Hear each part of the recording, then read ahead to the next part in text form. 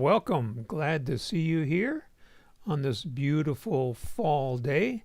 So let's get right into our topic for today, which is the Apple Music app.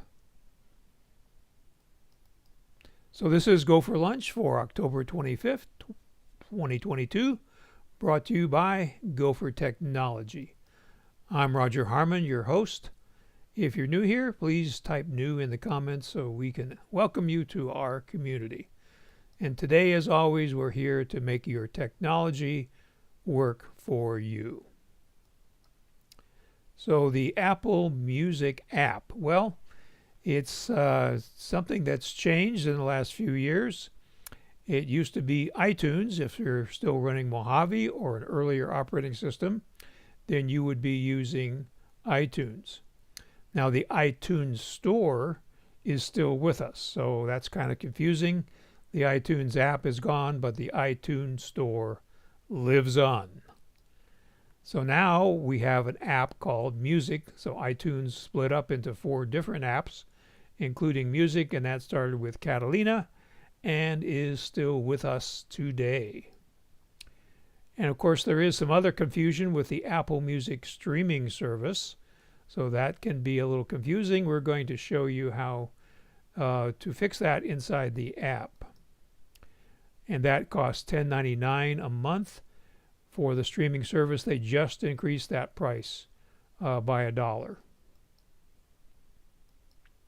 So how do you turn off the Apple Music streaming service so it doesn't keep popping up when you're trying to use Apple Music? Well, you go to the word Music in the upper left corner of your screen in the menu bar.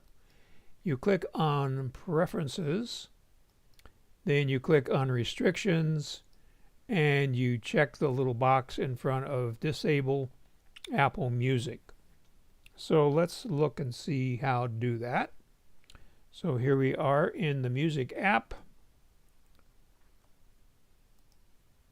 So as you can see, it came up with a promotion here to get 1 month free, and then after that it's $10.99 a month. So we're going to go up here in the upper left hand corner, click on Music. The drop down menu shows us Preferences. So we go to Preferences, which would normally come up as General, and there's a couple things you can check here. You can check star ratings. That's how you rate the music in your library. You can also check songs list checkboxes. That allows you to uncheck songs that you don't want to listen to. And you can have notifications of when a song changes. So you may or may not want that.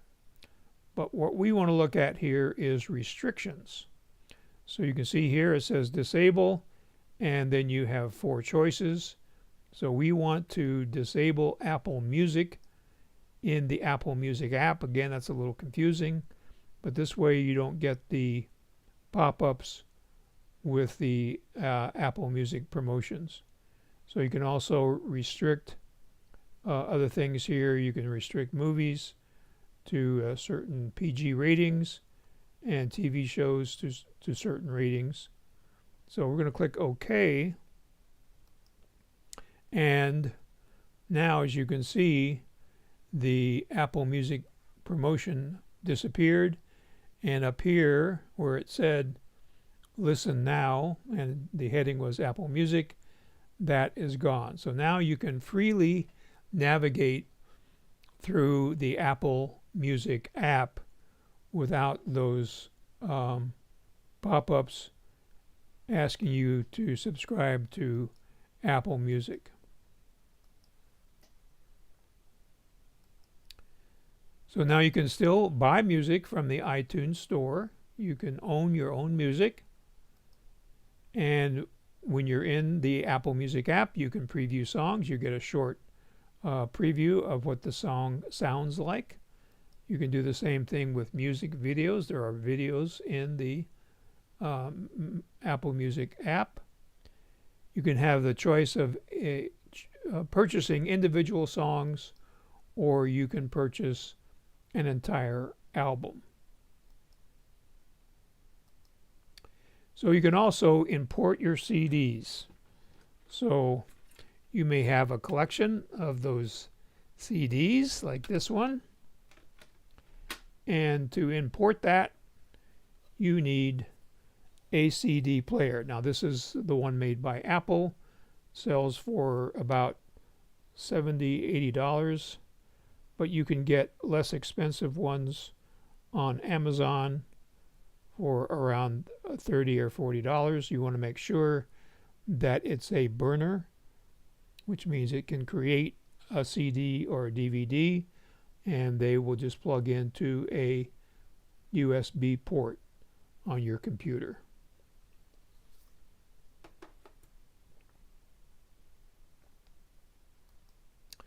So you insert the CD into the player.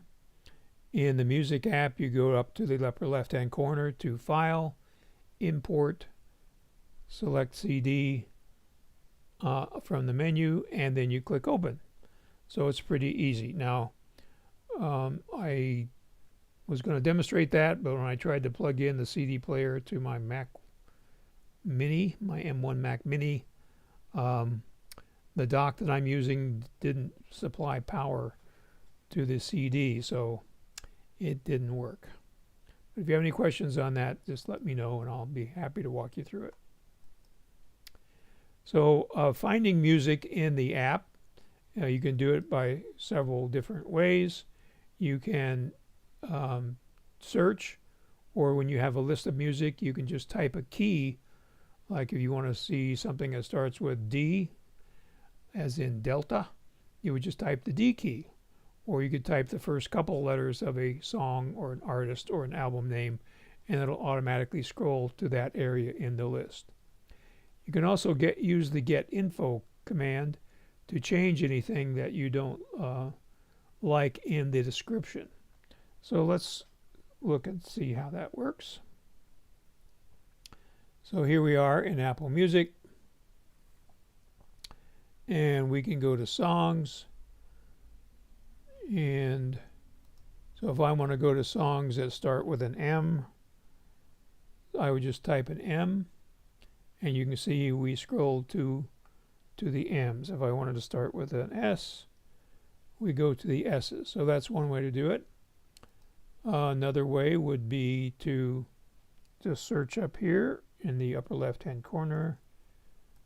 So I typed in Ferr and I got one of my all-time favorite artists, Ferranti and Teicher. So that's the way that you can search for music, two ways. So now, if we select this and we go with a right click to get info, we can go here to edit items, and you can see we get all sorts of choices. We could change the artist, the album name, the album artist. We could add a composer if we wanted to, and then show that composer in all views. We can change the genre by clicking here on the down arrow. So those are all the different genres, and you can type in your own genre here. You can change the disc number, and you can uncheck that it's a compilation. So you can also add comments down here. Then you have the artwork that if it's not appearing, you can add it if it's available. You have options here to change the type of media, which normally you wouldn't do. And you can remember the playback position, so when you stop playing it, it'll resume right there. And you can, and this would be just for a song, but you could skip when shuffling. And you could turn on the equalizer, which adjusts the sound with all these different choices. So there's a lot of things you can do there. And last, you can change the names here so it'll sort differently. But we're going to cancel that because we like the way that it sounds.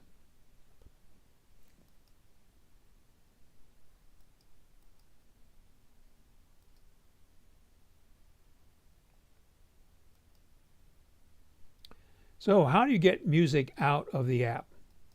Well, the traditional way is to burn a CD or a DVD disc. And the way you do that is you create a playlist first. You have to create a playlist. And so let's look at how that works. So here we are back in the music. So I'm going to click on songs here in the left-hand side. And I'm just going to click on one song and then go down here and shift click on another song so I get a selection of songs. And then I'm going to right click and I'm going to click on add to playlist. So if I have an existing playlist I want to add this to, it'll show up right here. But if I want a new playlist, I'll click on new playlist. And then it lets me add it to a playlist. And then it lets me name the playlist. So we'll call this playlist number 2. And now you can see over here on the left-hand side under playlists, I have 2 different playlists. So if I select this one and right-click on it, then I can choose down here to burn to a disk. So then I can choose the speed. So maximum possible will automatically choose the speed, or I can select any of these different speeds choices.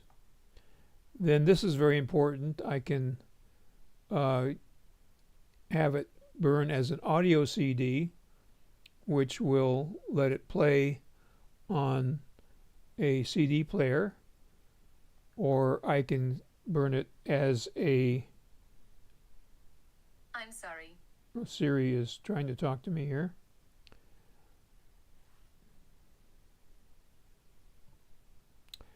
Or I could burn it as a CD, a data CD, which would only play on a computer. So you want it normally to play it, to burn it as an audio CD, and that should play everywhere. And then you would click on burn. It would prompt you to insert the blank CD or DVD in your CD or DVD player burner, and then it would create a CD for you. But what would happen if you didn't want to burn it to a CD? Well, you can get a third-party app called Export for iTunes in the Apple App Store. It has a 4.2 out of 5 rating. I have not used this app, but according to the reviews, it works well. So then you could export your music from a playlist to a flash drive. So sometimes in a car, you can use a flash drive to play music, or you could export it to a hard drive or any other kind of media. So that is a way to get music out of iTunes or music. This works for both. And Apple actually doesn't have a way to do that.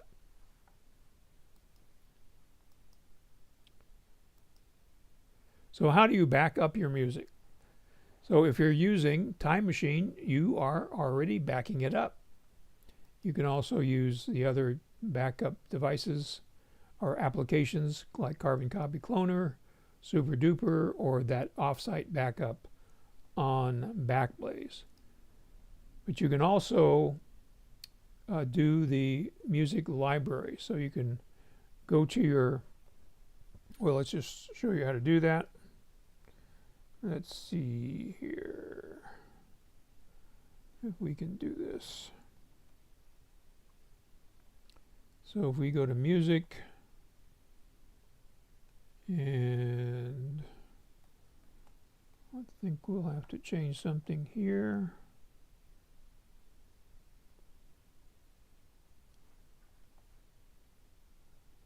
So let's quit music.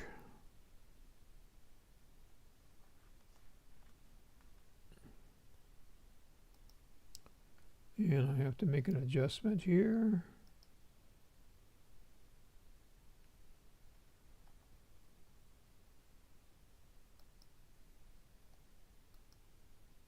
Okay, there we are in the Finder.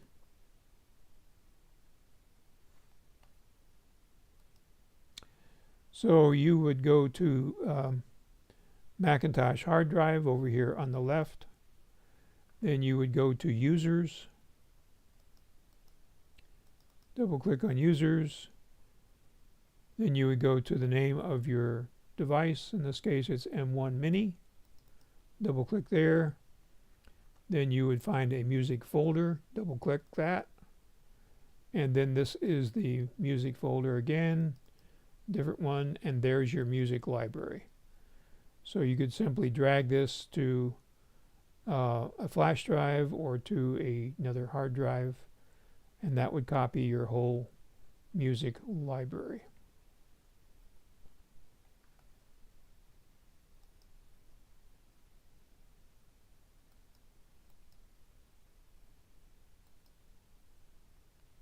So that's a little wrap up on the Apple Music app. And of course, the most important thing here is the little tip to get rid of the streaming service popping up every time you try to use Apple Music. So if you haven't already, please type your questions or comments on the right-hand side. And while you're doing that, remember to share the GoFor Gazette with anybody you know that uses Apple devices. If you haven't already, please subscribe to this YouTube channel, GoFor Technology, and encourage other people to do the same. We're just 3 shy of 100, which gives us some more perks from YouTube. So this week, Apple introduced, or I should say released, Ventura macOS 13 and iPad OS 16.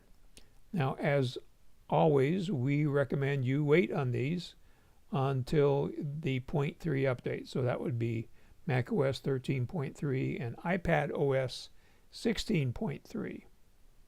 So that way you get the bugs worked out and don't have as many problems as you would being on the bleeding edge of technology. So let's see here. Let's see. So Susan says she didn't know that Apple produced a CD player. Seems it's available on eBay for as little as $23, and it burns DVDs also. That's true. And Susan pays for YouTube, which gives me full operas, concerts, not just songs, but I have lots of CDs that I could burn. So I'm glad I tuned in. Well, I'm glad you did too. And Susan adds, you think that I would check whether my CD is on YouTube before bothering to burn it. Right. So the advantage of subscribing to a streaming service such as YouTube or Apple Music is that you can stream it as long as you pay that subscription price. And Kurt says he uses a Samsung CD DVD unit, works great, and it was only $35. So that's available, I'm sure, on Amazon. And can you use a DVD burner with your TV? And the answer here that Kurt put in there is don't think so. And I would agree with that. There's no way to use it on a TV. So thank you, Kurt.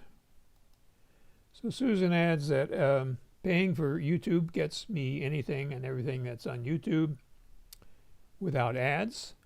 I forget what I pay, but it's not expensive, definitely worth it for the classical music. And the concerts on YouTube are mostly not available anywhere else. And eventually I can update to Ventura without updating to Monterey. Yes, you can go directly from Monterey to Ventura. And Apple Music just gives you songs, but not full symphonies. So that's true for right now, but as you may have heard, Apple bought a classical music service, and so that may change when they introduce that. So we don't know exactly when that's going to happen, but it's going to happen, I would say, within the next year or so, maybe less. There's rumors that it's going to happen sooner than that. So once they release that Apple classical service, which may be part of the Apple streaming service, or it might be a separate service, we don't know yet. So that might change as far as symphonies are concerned.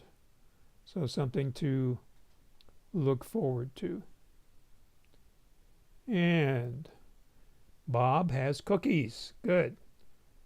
I'm hungry for cookies. That's great. So if there are no more questions, you can always ask me questions between GoFor lunches by calling me or emailing me, and that information is coming up next. So thank you for joining. We'll see you next week on Tuesday at high noon for another edition of GoFor Lunch. Have a great day.